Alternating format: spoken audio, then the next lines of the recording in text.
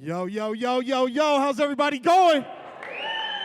No, that's not good enough. We unapologetically chasing dreams. How's everybody doing out there today?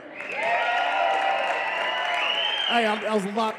Real quick, I'm your host, Dre Lane. Shout out to Sparta Media Group for bringing us all together, a night for motivation and networking. We're here, and everybody that's in this building obviously is unapologetically chasing their dreams. So big ups. Give yourself a hand for coming here today. You guys all look amazing. Just to start it off real quick, if y'all feeling good out there, let me hear you say, ooh, yeah. Ooh, yeah. One more time, that was almost beautiful. Ooh, yeah. Love it, guys, love it. So before we go ahead and get this amazing event started, we got something special. We have a special birthday girl in the house today, okay? Let's give it up. Today's birthday girl, her name is Jenny Smith. And for you, Jenny Smith, want to sing happy birthday to you. It's your special day. Happy birthday to you. Happy birthday to you, yeah. Happy birthday to Jenny. Next to the guy Happy with the, birthday to you. Happy birthday, Jenny. So ladies and gentlemen, we are here at the iconic Social Capital Event Center. This is an amazing location. And our next guest, our next speaker that's coming up, he's done an amazing job, set a pillar in the community. We have the CEO of Social Capital coming up with us. Let's go ahead and welcome Anthony Lambatos.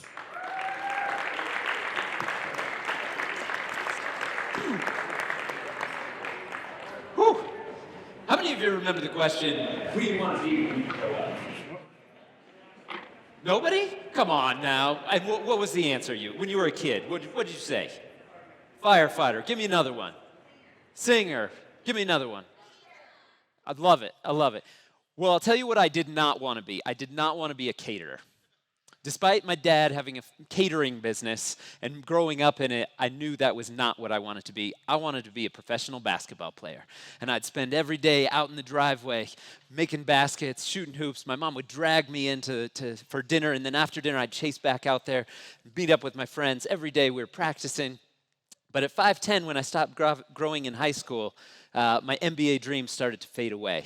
But I still had this love for sports. And so I said, yeah, you know what? I'm going to go pursue that dream, chase my dream of being in sports. And so I studied sports marketing at the University of Oregon and had a few turn of events that happened in my life that brought me back to our family business.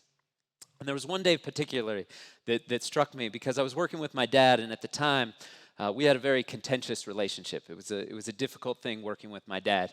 And I was having breakfast with a mentor of mine, Bob Carruthers, and we're in one of those restaurants, the diners, the greasy spoons, the type where the waitress calls you hun, and bacon, just the smell of it permeates the air, you know.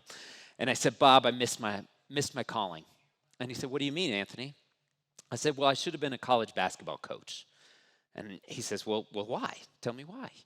And I said, well, here's the thing. In college, you get to recruit people to come be part of your team, and they make the decision to come join what you're doing.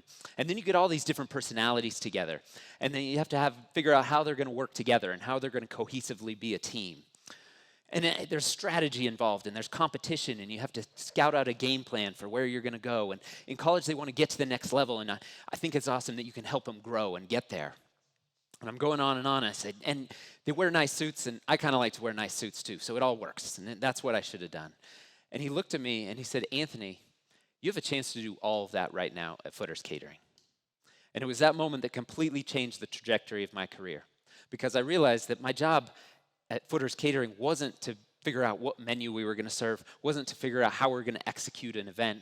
My job was to come to work and put the right people on the team. My job was to come and make sure that they had opportunities to grow, to create an environment where they could thrive, where they could do things that they didn't know they could do, and we could think about the strategy that was involved in all of that. And so after that, I had this epiphany that maybe this should be my career path. Maybe this is where I need to lean in. And so my wife, April, and I At the time, this was 12 years ago, we said, maybe we should buy the business from my dad. And so that's what happened. 12 years ago, we purchased the business from my dad. And Footers has a rich history. Is anyone a Denver native? Do I have any Denver natives? Okay, all right. And anyone around Denver and Capitol Hill in the 80s? I know oh, there we go. Sir, did you ever remember Footers Restaurant by any chance? All right, okay, fair. Well, Footer's Restaurant was a very special place that people still talk about today. I'll run into people on the street and they'll say, oh, Footer's Catering, were you associated with the restaurant? I love that place. And they'll tell me stories about my dad that when expecting moms would come into the restaurant, he'd demand to know the due date, and he'd follow up and deliver dinner in the hospital. And these stories of my dad, he is the consummate host. He is a hospitality professional. But like I said, I saw another side of that because my sister and I joked that if you want to see dad, then you go to work. That's where he poured his whole life into, and I started to resent the catering business a little bit. My dad also was nicknamed the Tornado. And what that meant is that when you're having a good day and you're working at your desk, and all of a sudden, my dad comes in and he starts yelling and throwing things and he's screaming about this and he's yelling about this and he's going around, and pretty soon he leaves and you look around and everybody's hair is like a little disheveled and there's like papers everywhere, and it's like, yeah, the tornado just came through. So for all the beauty that my dad had with guests, he didn't have that same charisma with his team. And so when my wife April and I bought the business, the first and foremost, most important thing we wanted was just create a great place to work. We didn't care about being the biggest catering company in Denver. We didn't care about winning a bunch of awards. We just wanted to create a great place to work and create a culture where our team members could thrive. And we didn't have a mission statement or vision or values or any of those things, so we asked our team, why do you work at Footers? What's important to you? And 3 themes came up. And my apologies to anyone who has a scripty, well-crafted mission statement. I'm not a big fan of them. Most times they end up in a frame on a wall that everybody just walks by and nobody really looks like, and it's we strive to be the very best, blah, blah, blah. And we wanted something that our team actually would know and resonate with. And so we created our 3-bullet mission statement. Love what you do, make it better every day, and create exceptional experiences for our clients and their guests. That first part, we understand that when our team loves their job, they're going to provide a higher level of service to our guests. The second part, make it better every day. We've been doing this for 40 years. We don't want to do the same thing my dad did in the 80s. I mean, we have these great pictures of him at a buffet with all this kale that's used as a display, and we tell him, Dad, now we actually put kale in the bowl and serve it to people. And the third part, create exceptional experiences for our clients and their guests. We get to be part of some of the most special days in people's lives. We cater over 600 events a year, and we're a full-service catering company that we go out to these events with our team to really be part of something special. And when we honor that and understand that, it's a different approach. I had a team member a while back in this wedding we're working, and he just keeps running back, and he's like, it's so hot in there, they just keep drinking all the water, and I fill up all their glasses, but they just keep drinking it. And it was at that moment I realized, I'm like, we've missed an opportunity to educate this young man that his job is not to fill water glasses, his job is to create an experience, to make sure people, when they're at this event, have something to drink, that they're in an environment that they can enjoy the event and not be sweating to death. And so that's all has manifested itself into something that's beyond my wildest dreams of where we've got. When we look at where we are today, we've grown 4 times where we were when we bought the business from my dad, both in revenue-wise, profitability-wise, but also physical space. And that's what brings us here to Social Capital. This was a crazy story for us, getting to this building. We have historically always done off-premise catering. And in 2019, we sold both of our buildings, and at that point, we had to decide what we were going to do next. We knew we wanted to grow, and we wanted to do some different things that aligned with catering, but maybe not just grow our catering business. And so we sought out to find not only a home for our catering business, but also an event center where we could host events like this. And so in December of 2019, we purchased this building with the plans to build it out. And if any of you remember what happened a few months later, the bottom fell out of our business. And when you're in the catering and event business and you're told that people can no longer gather again, that makes your heart skip a beat. That was an extremely difficult time for us as a company to face the fact I never in my wildest dreams thought that I could have a thriving business that could go to zero overnight. I always knew you had to be prepared for a recession or a fallback, but to actually not be able to make money the way we make money was a real slap in the face. And I don't know about you, but it was my first pandemic, so I was in uncharted territory of trying to figure out what we're going to do and how we're going to save this business. And so we had a lot of conversations, and there was one day that changed my perspective. It was, we don't have to do this. I stopped being the victim of, oh my gosh, how could this happen to us? We're in this terrible situation. And I started to realize, I'm like, wait, we can close the doors and be done. We can sell this whole thing and just walk away and just call it a day, and I'll go do something else. And we talked about it with our team, and we said, well, one of two things is going to happen. Either we believe that this fundamentally changes events and people won't gather again, or the reverse happens, and that once the pandemic passes, people will have more of a desire to be in person, to gather, and to come back. And so if we believe the first, then we should just be done. But if we believe the second thing, then let's seize an opportunity when everyone else is shrinking to maybe go expand. And so that's what we did. We looked at this place and said, let's double down, let's go borrow more money to do the build out, let's forge ahead. And what that did is it created a light at the end of our tunnel for our team. We saw what we were working towards. We had people in here that were doing light demo chefs that we couldn't put to work on events, but they could come and knock down some walls. We had people doing painting. We had people rallying together to say, all right, you know what, we're not going to look at what we're going to do tomorrow. We're going to look at what we're doing for the next 5 years, 10 years. How are we going to build something that's really special from the ashes that were a complete slash to our business? We lost over 70% of our revenue in 1 year when you look at where we were. And I'm proud to say that this year we'll do more than 20% over what we did in our best year ever pre-pandemic. Thank you. But I share that all with you because it is a result of the focus on our team. And we were able to do that for two reasons. One, because we had a team that was willing to fight. A team that wasn't willing to just say, I'm ready to quit, this is too hard. We had team members that said, I love this company, I love the people I work with, and I want to forge ahead. You see, the culture conversation to me has resorted too much toward perks and benefits. And while that's part of culture, for us at Footers, culture is about much more than that. Culture is about, do you come to work doing something that you love to do, that you're passionate about, and that you are great at? You're world class. We all have something that we're world class at. And when we're spending 80, 90% of our time doing that, we get more fulfillment in what we do. The other piece of that is, are you doing it with people that you love and trust and respect? When we come to work with people that fill us up and don't drain our tank, that's a different dynamic. And the third piece is there purpose in what we're doing? And so when we talk about culture, when all three of those things come together, we have people that absolutely love being here and are living our mission statement of loving what we do. We're making it better every day, and we're creating those exceptional experiences for our clients and their guests. The other piece of that is, how do you make sure you're creating a financially sound business that can survive and weather the storm? We were in a very fortunate position. I watched my father run a business that was a lot of ups and downs, and there were moments where it was like, are we going to really make payroll? And I think every entrepreneur, every business owner will face that at some point in time. But that also is the spark to, how do you run a business that all of a sudden is financially stable and can withstand anything that's thrown at it? We've been so fortunate to get a good reputation on a national level for what we've done with culture, that we actually started another company called MIBE. MIBE is the acronym for Make It Better Every Day. And that, as I said before, is the middle part of our mission statement. Our team actually came up with that acronym. And one day I walked into the kitchen and somebody's like, oh, did you see the MIBE that Jason did the other day? And I'm like, what are you talking about? He made it better. He did this. And so now if you walk through our halls, you'll hear people saying, oh, that's a good MIBE. And oh, you MIBE'd that. And so we started a sister company, and as an homage to that, we named it MIBE.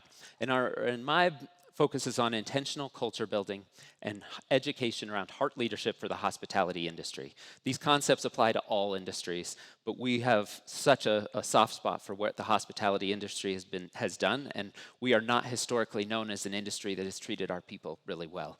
And we're on a mission to shift that narrative. And there's 4 things that, if I can, I want to share with you about what we've done in terms of culture and the convictions that MIBE is built on. The first one is lead. And it's value people for more than the job they do.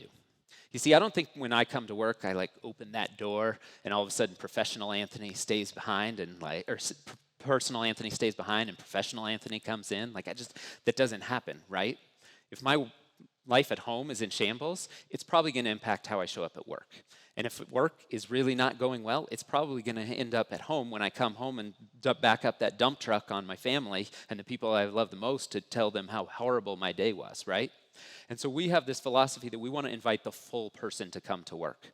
When they come to Footers, there's going to be days where they're not going to be up at their best. And it's not about slacking off or giving people, letting them off the hook. We still have a job to do and we still have to get work done, but let's figure out how we be flexible with that. We have one-to-ones with our employees. I'm not big on annual performance reviews. I don't think that's really an effective way to measure somebody's performance. So we talk about monthly one-to-ones where each employee meets with their direct report and gets a chance to really connect with them. And I'll never forget when I was having a specific one-to-one with one of our team members, Carrie. And Carrie had just come back from maternity leave. And in our one-to-one, she informed me that her husband had just been diagnosed with stage 4 lymphoma. So you can imagine, Carrie's mind was probably elsewhere at that point. And at the time, I had no idea what even to say, what to do, how to even handle that situation. And I just said, Carrie, what do you need from us? How can we help you? And she had thought about this, and she said, you know what? I don't want to leave work. This is my family. This is my distraction. This is where I want to be. That I need to be here. But I just want to make sure that I have the flexibility to go to every single one of his doctor appointments and his chemo appointments and everything he's going to need. And I said, yeah, we can do that. And this was pre-pandemic when everybody was comfortable working from home and remotely, right? Like this was like, okay, we can work around this. We can figure this out. And I didn't realize that this was for me, this was just a standard thing that we should do. And it was a moment at the end of his chemo, and thank goodness he is healthy, and they have a second baby now, and it's a happy ending to the story. But towards the end of his treatment, the nurses at the hospital said, "You must be a stay-at-home mom and take care of the kids." And she said, "What do you mean?" And she said, "Well, we've never had somebody that works full-time that has been able to come to every appointment." And she said, "Well, no, my job gives me that flexibility." And they're like, "Where do you work?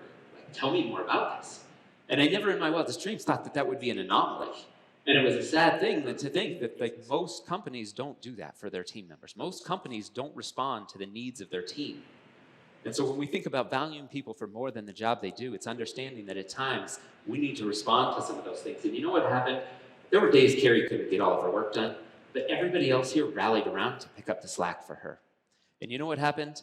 A year later, when she came back and somebody else had an issue, she was the first one to jump in and go help them out. And so while it looks like in the micro that productivity slipped, productivity actually went through the roof because everybody started working closer together. Second conviction is love. Love. Open yourself to be authentic, genuine, and vulnerable. See, I don't think vulnerability is come to work and tell everyone your deepest, darkest secrets. I think vulnerability is about coming to work and admitting that maybe you don't have all the answers. Leadership, we put it on a pedestal, and we put people up here that they have to know it all, and you have to have all the answers and tell everyone what to do. And I think the reverse, that the pandemic was a perfect example for us where our leadership came together, and there were days that I was in rough shape. I was in shambles being able to come to work and say, like, I don't know what to do. I'm at the end of my rope, and that's when my executive team was the ones that picked me up. And there were days that they struggled, and we rallied around them. But it's so cool when you create an environment where people come to work and feel comfortable in their skin and who they are, that they can actually be honest about what they need from you. See, we have this stigma that we have to perform and we always have to be at a high level, and I think that's critical. But if we're too proud to ask for help or too proud to admit where our faults are, then I think we're selling ourselves short and we're not creating an environment where people can do that. I think you're missing an opportunity. Third one is MIBE. There's always more to learn and room to improve. See, I believe we're always on a journey chasing something, and there's never a destination that we actually get to. Because if we get to a destination, then all of a sudden we stop, and we become stagnant because we've reached our goal, we've reached where we wanted to go. And so we like to think about it in terms of, what if we just focus on getting a little bit better every single day? The whole spirit of MIBE. We're not chasing something down the road. We just want to keep getting better. And if we keep getting better every single day, and you do that 365 days a year, you're going to be at a really impressive spot at the end of the year, right? I look back, and I tell this story that are you embarrassed of who you were a year ago? Are you embarrassed of who you were 5 years ago? If you can say yes, then you are doing a great job of pushing yourself and growing. I look at some of the events we used to do and I'm like, oh gosh, I can't believe we used to do the events like that. I look at some of the presentations I used to do and I'm like, oh my gosh, I used to do that. Like, we have to keep pushing to get better and better and better. And if we do that and don't think about these as wholesale changes, too many people, they come and say, oh yeah, I got to change this, I got to get in shape. And all of a sudden overnight they think, oh, I'm just going to work out and get in shape and have a whole new life. No, it doesn't happen like that. It happens slow improvements over time. Final is vibe. Work doesn't have to suck. Surround yourself with a kick-ass team. When we think about this, there's a lot of people that say, Anthony, I don't have firing responsibilities. I don't, make decisions on who we hire here. And I like to push back on that a lot. If you do have hiring and firing responsibility, then yes, you do have a little bit more control. But every single person in an organization has a responsibility to help uphold what the culture is in that organization. See, we're always going down a path of either building a culture that is by design or you have a culture by default. Every organization has a culture. And so if we're building a culture by design and you've got people on the team that aren't a good fit, it's every single person's responsibility to say something about it and bring that attention to somebody who can do something about it. Because the longer we let those people sit in our organization, it's the bad apple that poisons the bunch, and they'll hold back your culture. I have a matrix that I do, and it's a performance culture matrix. Very simple. You just put performance on one axis, cultural fit on the other axis, and you can just think about somebody on your team and you can rate them 1 through 10. 1, they're terrible at their job. 10, they're awesome at their job, right? You give them a number, and then 1, they're awful cultural fit. 10, they're a great cultural fit, right? And so you give them a number there, and then you plot them on this graph. And so we have these 4 quadrants, and you have your quadrant down here, which is your low performer, low cultural fit. And we don't see those people in many organizations because they're not very good at their job, and so it's very easy to what we call career development elsewhere, CDE, like it's time for you to move on. It's easy to fire them. They're not doing well at their job. You have in the quadrant of great cultural fit, but struggling at their job. And a lot of people say those people have to go. They're not good at their job. We need to get them out of the organization. And I disagree here. I think those are people that if they are a fantastic cultural fit, how do you reallocate where they should be in your organization? And it's not about making up positions just for people to have that don't serve the company. It's about thinking about people's responsibilities. And so if I hire somebody, let's say I hire a chef, right? And that chef, his 3 main responsibilities are A, B, and C.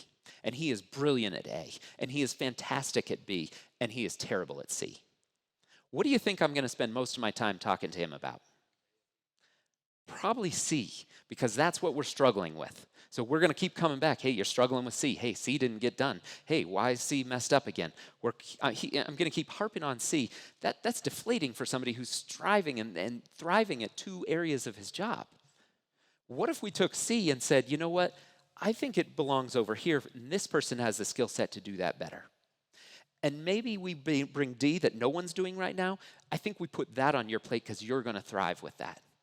I think being nimble with how you allocate what people do in an organization can give you an incredible advantage over competitors. And then there's a reverse. A lot of people say, oh, Anthony, you have to have set job descriptions. You have to have set positions that people do. How can you ever hire for somebody? Well, I don't believe that there's 2 people that are alike. So why don't we find the great people that we can bring into our organization, figure out where they can add the most value, and then let them go with it. Up here we have our white dots that we call our unicorns. They're high performers, high cultural fit. They're amazing. We want to clone them. We want more of them. We want to duplicate them. Just let's have a lot more of those. The biggest issue in any organization is what we call our red dots. These are our high performers, low culture. They exist in every single organization. They are really, really great at their job. And they are so great at their job that they make sure to tell everyone how great they are at their job. This company wouldn't be where it's at without me. I'm the one that did this. This wouldn't have happened if it weren't for me. I brought in the most sales this month. I did this. I did that. And then we start to believe it. And we say, oh, we could never replace Sally. Sally's amazing.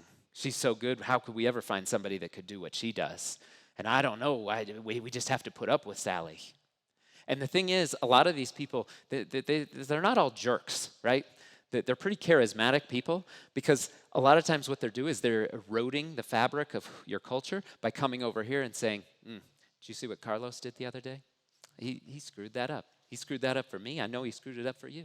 And then I come over to Carlos and I'm like, see what Josh did the other day? Josh screwed my event up. And then I'm over here and behind the scenes, it's this weaving of just propping themselves up. But it's sucking the life out of your company, and we put up with the red dots for way too long in our organizations.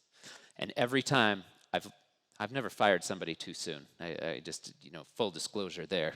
But every time I've let a red dot go, we found somebody that was even better to replace them. And so that narrative that we tell ourselves we could never replace that person, it's not necessarily true. I want to just leave you with this idea that when we think about what we've done here at Footers, we've been successful in business. But I'm much more proud of the impact that we've had on the lives of the people that work within our company. I think every single person in this room has the ability to have a tremendous impact on the people in your lives. You may not think you're a leader. You may not think you're in a leadership position. Those of you that are leaders in leadership positions, there's people watching you that you don't even know. Your family, your community. People are paying attention to who you are and what you're doing. And success at all levels does not have to come at the expense of people. We understand what can be built by creating a great place to work, creating a culture where people can thrive, and investing people by leading with our hearts. And we're on a mission to help other companies find that so that their teams and they can find more joy and fulfillment, not only in their work, but also in their lives. Thank you so much. It's been a pleasure.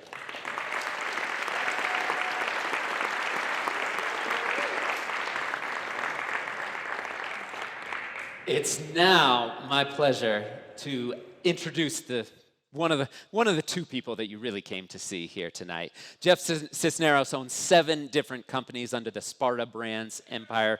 He is an absolute badass. And he's not only had success with his companies, but the thing that has really inspired me about Jeff is his commitment to giving back, commitment to community, and really being invested in helping other people. So it's my pleasure to now introduce Jeff Cisneros.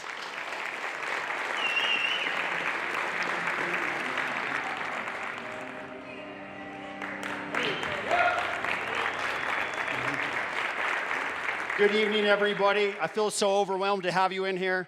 I feel so blessed to be able to be here tonight, to be alive, to be able to share my story and my passions for what I do. Many of you know I have everything from in here, from childhood friends to people from the fight community to people that have really impacted and changed my life. I grew up in Denver, Colorado, and I would say we grew up in less than fortunate circumstances. I had a hardworking father, a hardworking mother, and the thing looking back now, my mom was very entrepreneurial minded as well. She didn't have an education, but she was a hard worker. My dad was a warehouse man for King Soopers, and my mom so desperately wanted to start her own business. Unfortunately for her, when I was about 7 years old, she got sick and she was diagnosed with a brain tumor the size of a silver dollar that was on the left side of her brain. And she had a 50-50 chance of surviving this surgery. And she did pull through it. And many years later, though, what I always like to share is the woman I knew then died and a new woman awoke, not to any of her own doing it all.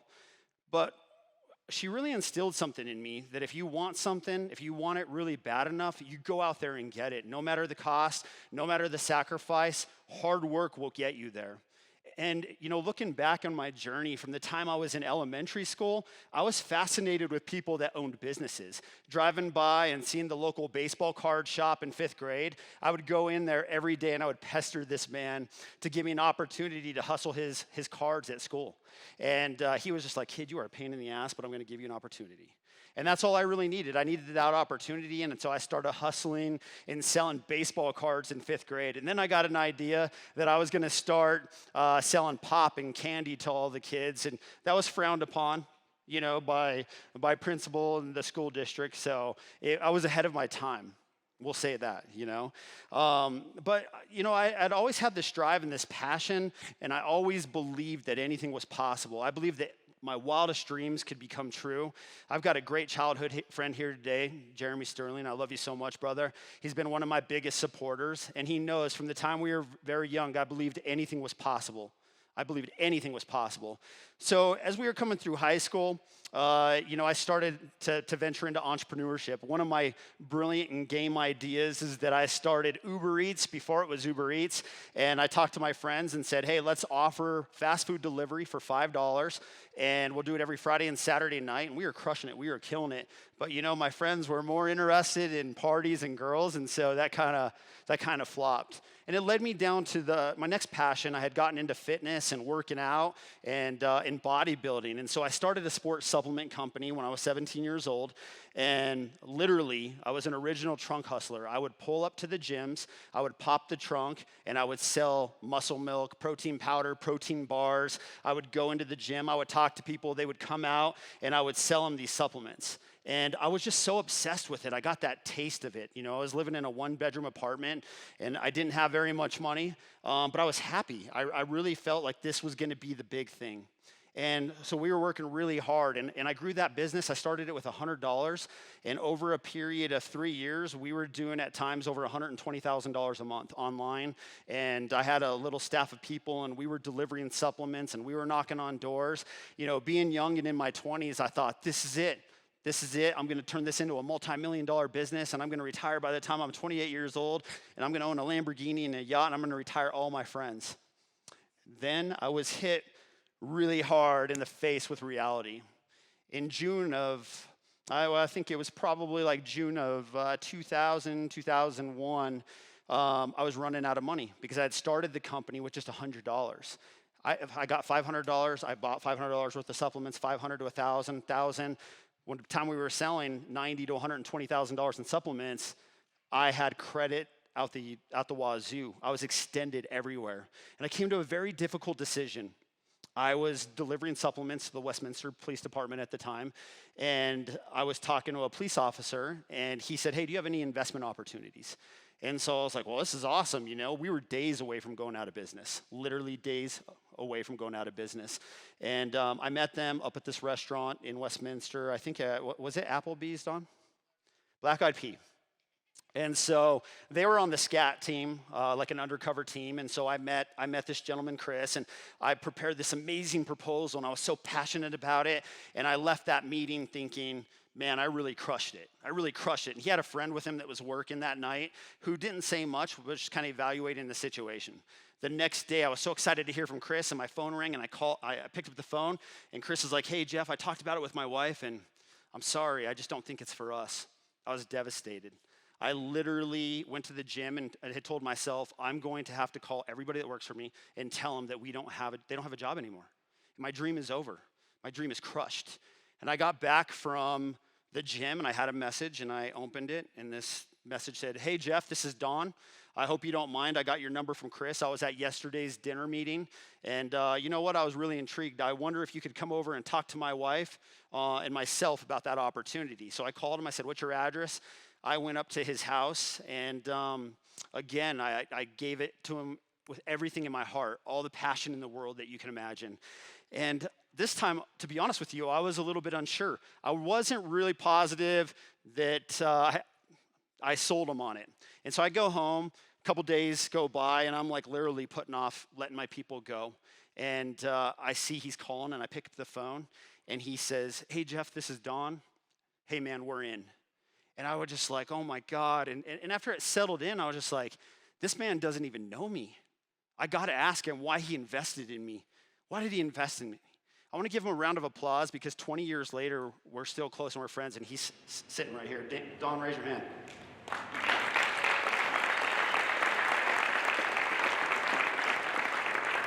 When I asked him, Don, why did you do it? Why did you invest in me? You didn't know me. And he said, being in law enforcement for as long as I have, I've prided myself on judging character. And you know what, Jeff? I just believed the horse that I was betting on, and I would have did it 1,000 times over. And it worked out for multiple reasons. Financially, got me over the hump, got us to where we were going. And more importantly, I gained a brother in the process. But that's why I tell people I wanted to host something like this, because you never know who you're talking to. You don't know who could be ignited by that passion and that fire that you have inside you. It makes you so excited to be around. It excites me. It excites them. They don't even know. He probably didn't even know what the hell he was buying into and the chaos I was bringing, but he loved my passion. Right, Don? You know, he really loved my passion. And so, you know, we went on for a little bit longer in that business, and you know, I continue to venture through the ups and downs, the roller coaster of it. And then I'll never forget, in June of 2006, we were headed towards the economic collapse. You know, the housing market was crashing. One of the first things to go is luxury items, right? When gas is $4 a gallon and everything starts to crash, people aren't going to want to pay the $40 for protein, the $50 for pre-workout, you know, anything like that. And so, you know, I was dumbfounded. I didn't know what to do again. I was just in this moment of like, I've got to come up with something. I've got to innovate something else. I have to do something else. And I had a friend, Jason, at the time, and we were sitting at a coffee shop, and he was just like, hey, man, what are you going to do next? And I was like, you know what? I want to start a combat sports promotion.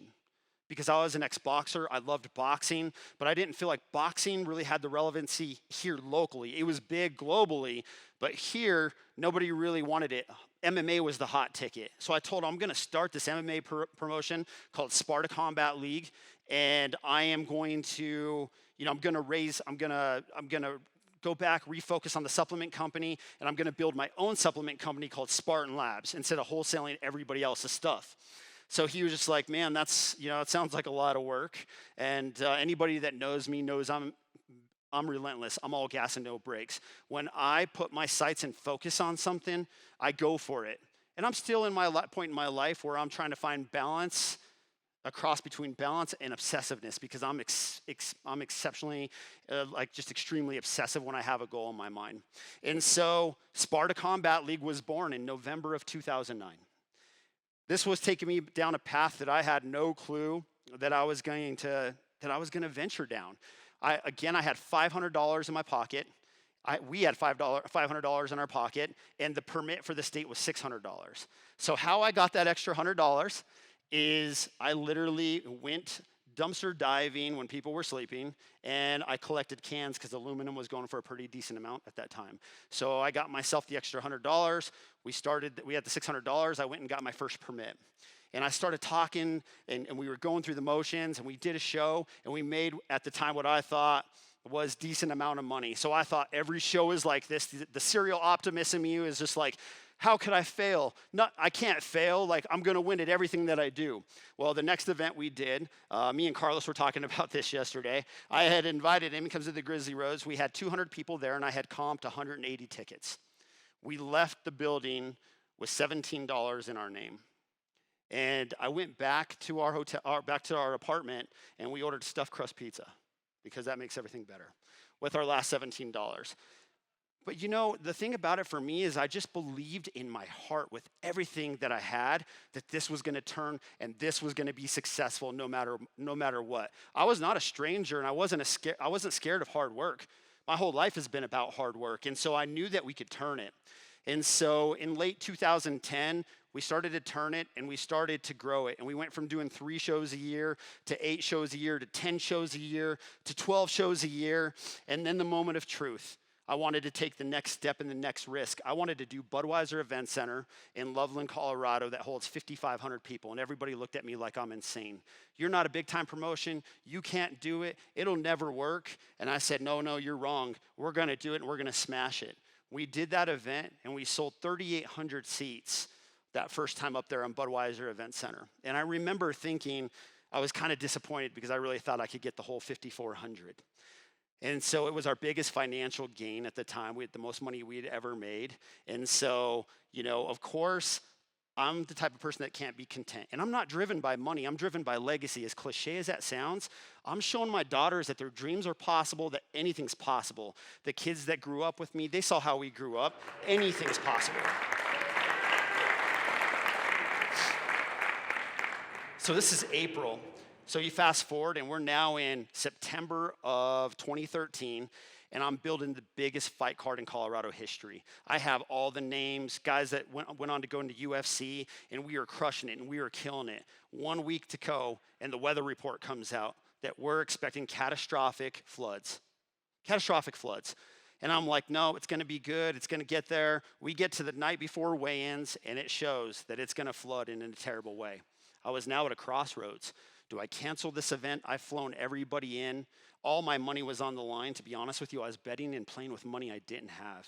And as dangerous as that is, sometimes you have to do that to get to that next level. So we made a decision. We canceled the event.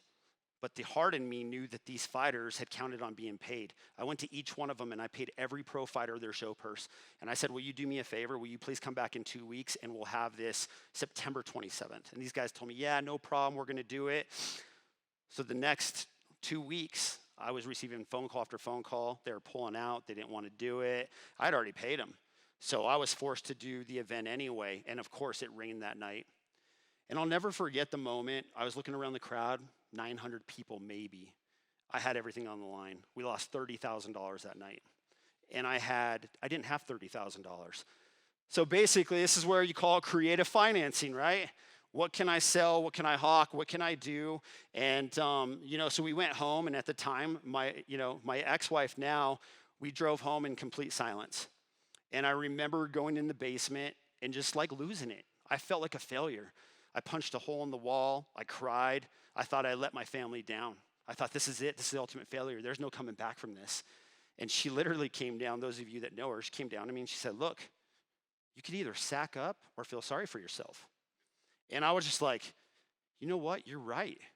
And I got up again, and we went back, and it took us about 4 to 6 months to go ahead and to get it over the hump and get it back to where it needed to be. But we got back on the tracks.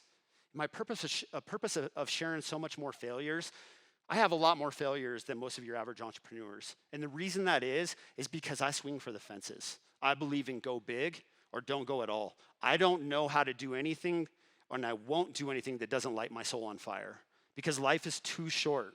How many times have we clung to a job or a relationship that we knew wasn't serving us, but we did it anyway because it felt safe and comfortable, even though we were dying inside?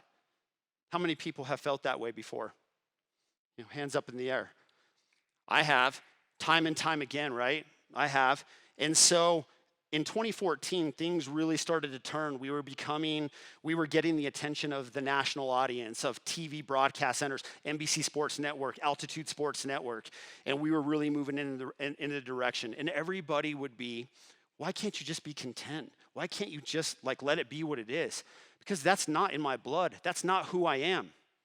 I want to pursue greatness. I want to do something that nobody else has ever done. I want to be innovative. I want to do things that nobody's ever done. Hey, if I fail at it, that's okay. I have failed at more things than most people would ever even dream of attempting. So my next big idea hits me. I want to create a combat sports tournament, and I want to call it King of Sparta. But I want to put a ring next to a cage, and I want 8 fighters to compete in this tournament. Quarterfinals is boxing, semifinals is kickboxing, and the championship is MMA. We're going to bring kickboxing fans, MMA fans, and we're going to bring all combat sports fans into this tournament. I got it copyrighted with an attorney. I was so excited. I go to the commissioner. Nope. Scratches off, says it's too many fights. Tells me no. So I'm like, all right, a pivot. We're going to have to just do kickboxing and MMA and no tournament.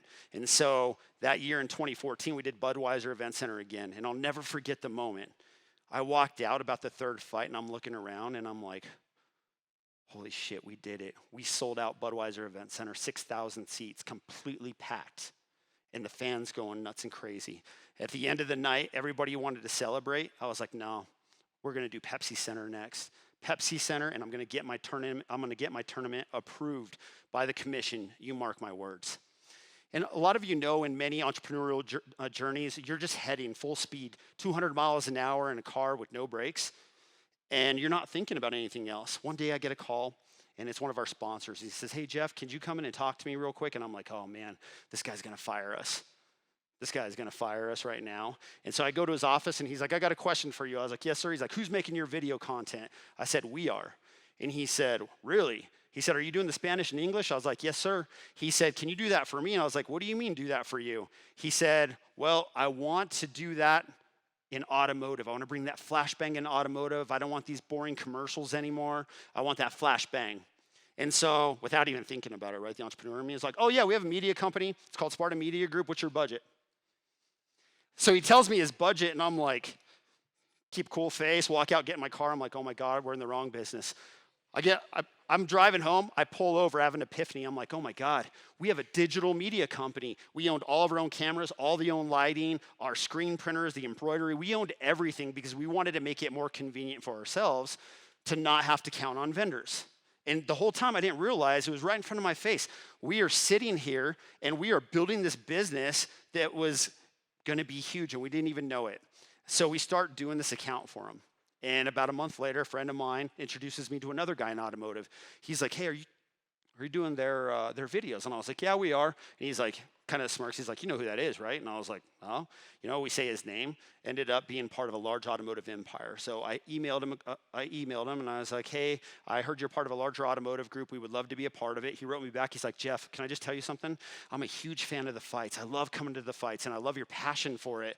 But I don't think you have any idea what you're sitting on in this digital media marketing company. I would love to put you in front of the other group. He made one call, set us up in meetings, and literally this is what they call catching lightning in a bottle.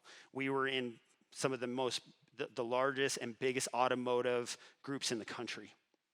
Can't you just be content again, is what I'm hearing. Isn't this enough for you? It's not enough for me because I can improve it, we can make it better, and we can do it. This is October of 2017. Then literally 2 weeks later, the boxing commissioner calls me. He's like, Jeff, I know you're doing Pepsi Center June 30th, 2018. I'm going to approve your tournament. We got the tournament approved. We went into Pepsi Center.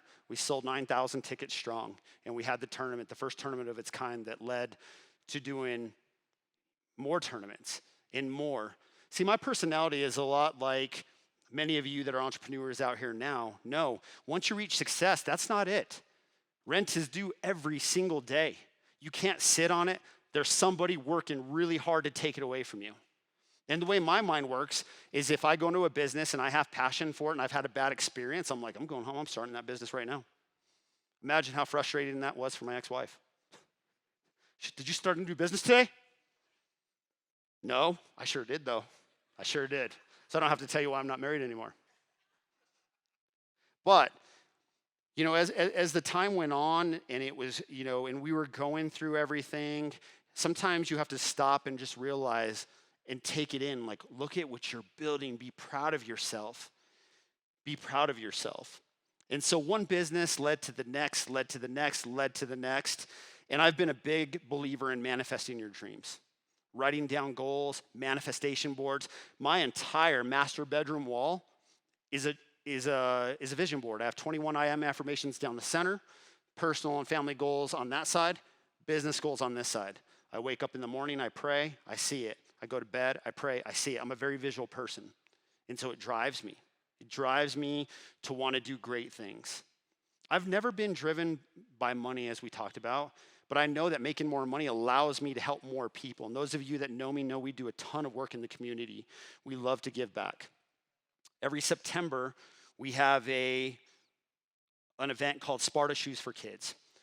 People nominate children and they send them to us, and we take those kids school shopping, and they get $250 to buy any pair of shoes that they want or any kind of clothes.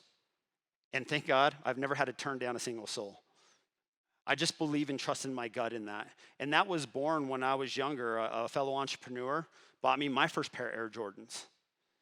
And I was like, what? There's no way. I can never pay you back for this. And what he told me just always stuck with me. He's like, you don't have to pay me back. He's like, do this for somebody else. And we went from buying 3 pairs to 10 to 15 to 20 to 150 during the pandemic. 150 pairs of shoes during the pandemic to children that may have not gotten the opportunity.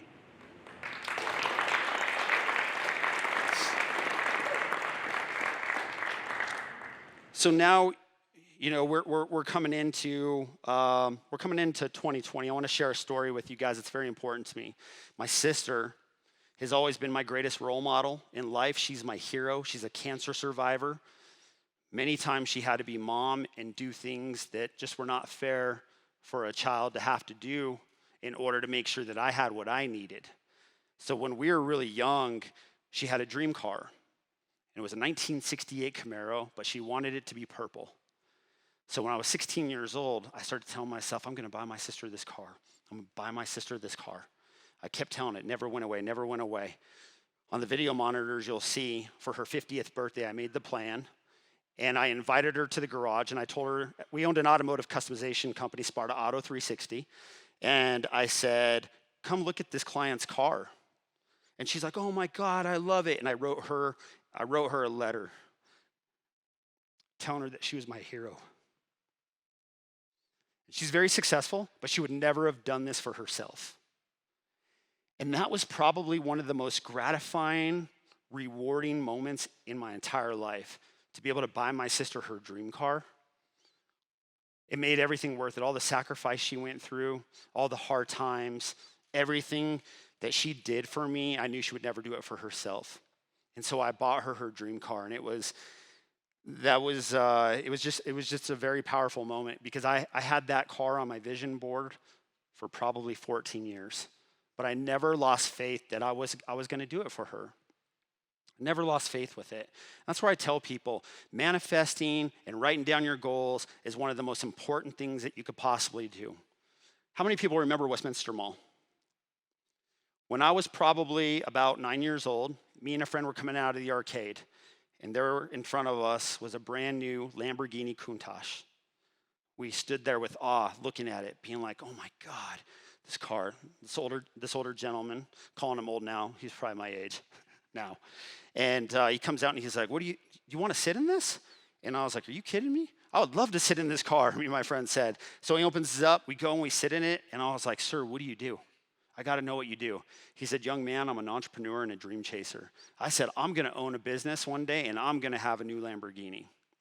And it took 35 years, the Lamborghini that's sitting out there. I want to talk about the power of manifesting. Literally, as this was happening, I just couldn't stop thinking about it. One day I'm driving up my road, and I see a Lamborghini trailer, and one of my neighbors up the road was getting a supercar delivered, but it was a Lamborghini that I wanted. And I started thinking about it more and more and more.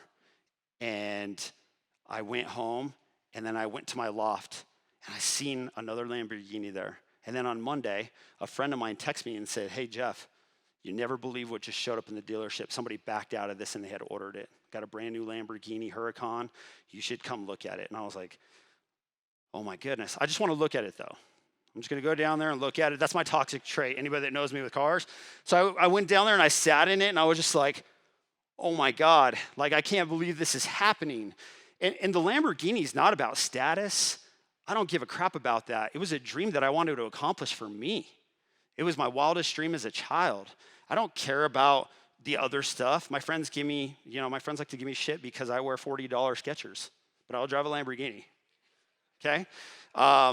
But it didn't really hit me full circle until I'm at the park one day with my daughters, and this young boy comes up to me. He's like, hey, man, you're the one with the cars down there, right? You got the Lamborghini? And I was like, yeah. And he's like, what do you do? And I start telling him, and I'm like, holy smokes. Came full circle. And I was in my phone, and I looked at this picture. Jesse pops it up on B-roll right here. And where Westminster Mall was now, they've built these high-end apartments and lofts in there. And I had my car parked right there, and I was just like, oh my God, it does come true. And I think it's important to share that story because I grew up poor. We didn't have anything. Whoever has a Lamborghini, you have no business. You'll never own something like that. You'll never have a big house. You'll never have this. You should hear my daughters talk about themselves because they're around it all the time. My 8-year-old daughter, Melania, she says, Daddy, when I win an Olympic gold medalist, when I'm an Olympic gold medalist, when I win the Olympics, it's not like, geez, I sure hope I do. She's disciplined, she's dedicated, but it's that power of doing it. My oldest daughter, I'm like, babe, what do you want to do when you get older? Daddy, I want to own a professional sports team. I was like, really? She said, yeah, you're showing us that all our dreams are possible and anything is possible with hard work and determination. And, it makes me emotional because being a father is the greatest gift of my life, as many parents in here can probably share. I didn't want to be a dad, to be honest with you, because of the way that I grew up. And I was probably about 28 years old, and I'm at a grocery store. This little boy in front of me asks his mom for a candy bar, and his mom says, "Mom, or can I have a candy bar?" And the mom says, "No, we can't afford that. We can't afford that." And it just like made me think of the times when we grew up. And so I bought the candy for him, and I followed him out to the parking lot. I was like, "Excuse me, I think you forgot this in here." And the little boy's smile, he got so excited, and I went to walk away, and he's like, "Mister, mister." And I stopped, and I turned around. He's like, "Do you work for Santa Claus?" And I sat in my car, and I was just like, oh my God, I have to have that. I have to experience that. I have to have that, and I have to experience that in my life, right? It was just the most amazing, it was the most amazing experience of my life ever, is being a father and showing them that anything's possible. What I've learned in this journey that we have life, whether you're here, the difference between being broke, the millionaire, and the billionaire is strictly, ladies and gentlemen, it's mindset. It is mindset, and it is what you believe, and it's what you are willing to do and when you are willing to sacrifice. I sold my house to keep going in my dreams. People tell me, "You're crazy. I would never do that." I don't need explanation. I know I'm crazy. I know what I'm after. But it takes extreme sacrifice like that to be able to get to those next levels, to get into the rooms, to get into to meet the people, like Carlos, who's coming up next. Great role model, successful entrepreneur, and always taking the time to help the next person up. From the outside looking in, sometimes it's a completely different story. People would have looked and been like, "Man, you have a beautiful family, you're wealthy, you have successful businesses, and all these things." But to be honest with you, I wasn't happy. I was feeling unfulfilled. And they say success without fulfillment is the ultimate failure. What was wrong with me? I was in a relationship that wasn't serving her, and it wasn't serving me anymore. But you know what? I clung to it because it was the only thing that I had that was familiar to me, which is crazy for me because I'm constantly chasing stuff and constantly doing things that light my soul on fire. One of our big arguments once was I had started a company behind her back, which is not the right thing to do, gentlemen. If you want to be married, don't do that. Sparta Auto 360. And I had this brilliant idea that I could take the videos, we can now wrap cars, lift cars, we could do all this cool stuff with it. The wrap truck that you see out there was done by Sparta Auto 360, in which I no longer own. And I want to share a little bit of this gentleman's story. I met this guy a few years ago, and he came to Sparta Media Group as a client of our digital media company, and we just hit it off. We have very similar mindsets. We're very driven, determined. We like reading books. We like growing. We like learning together. And he was a GM in the automotive industry for a very long time, and he got burnt out. He wanted to do something different. So we had this idea for him to come to Sparta and help, and I realized very quickly that this man wanted to be an entrepreneur on his own, and I wanted to be able to support him. So one day I'm in Dallas on business, and I get a phone call, and he says, "I have an idea. I want to buy the shop." And I said, "Let me think about it." But deep down inside, I was like, thank God I could do something else now. Matt Maher walked away from a job after 20 plus years in the automotive industry. Matt, wave your hand. How happy are you now? Oh, loving life, man. He took that leap. And if you're thinking about doing something, thinking about pursuing a dream, you need to get out there and do it. You need to get there and do it because life is precious. Life is so precious. Which leads me in closing out and telling you a little bit about what happened to me. Everything's going great. Business is good. I feel like I'm working on my relationship. I'm working on balance in my life. And then life hit me. Bam, had an accident. I suffered a brain injury. I split my head open. I stretched 3 cranial nerves, 2, 7, and 10. I had 3 TIAs, 3 mini strokes, which led to also an unruptured brain aneurysm. I had drop foot syndrome. For those of you who aren't familiar with it, I was dragging my foot around like this. I lost a huge amount of my memory. My cognitive skills were impacted. I felt useless. I felt like I couldn't go on anymore. I was fighting every single day just to get up, just to get it bad, being in the hospital, in the hospital, out of the hospital, going through neurological rehabilitation training. And I remember I had the first neurologist said, "You just need to accept the fact that you are probably never going to walk straight again. I looked him dead in the eyes and I said, with all due respect, you don't know who the fuck I am. And I will walk again the right way.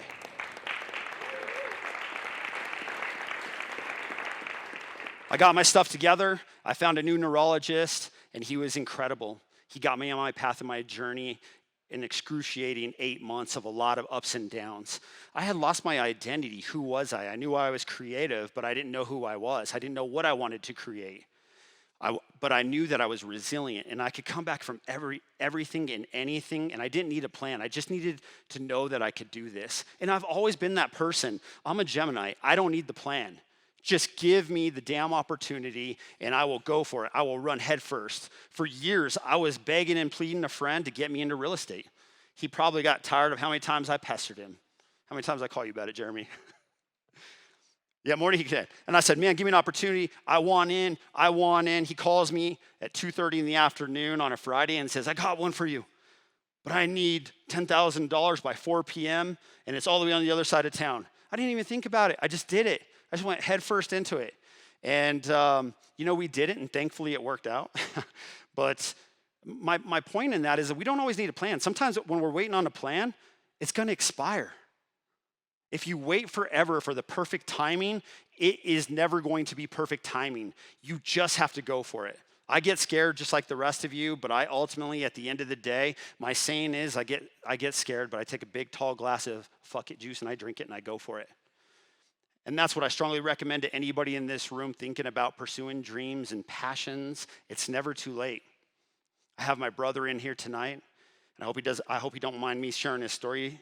He did 23 years in prison, his last 7 in basically solitary confinement because he was into gangs, he was into drugs, and we had a very broken relationship, and he got out. It's been, I think, 10 years, and 2 years ago, he graduated from college. Rick?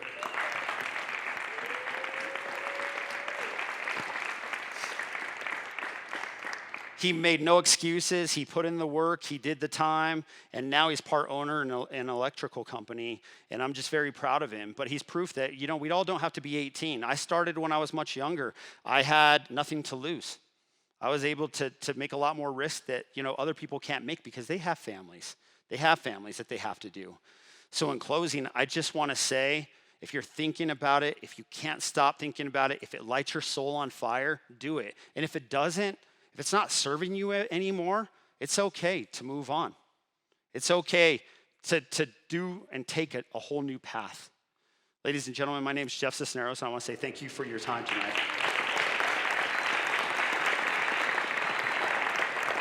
Yes, sir. Tell me, are y'all not motivated? Come on now. Are y'all not motivated? Give it up again for Jeff Cisneros. Man, hey, that story was beautiful. Also, Anthony, appreciate you as well. Want to do a quick shout out to our sponsors, Breckenridge Distillery, Sparta Auto 360. We have Footers Catering. We have Social Capital and Sparta Media Group. Let's give it a hands for all of our sponsors that made all this possible today, because without you guys being here as well, we definitely appreciate the motive.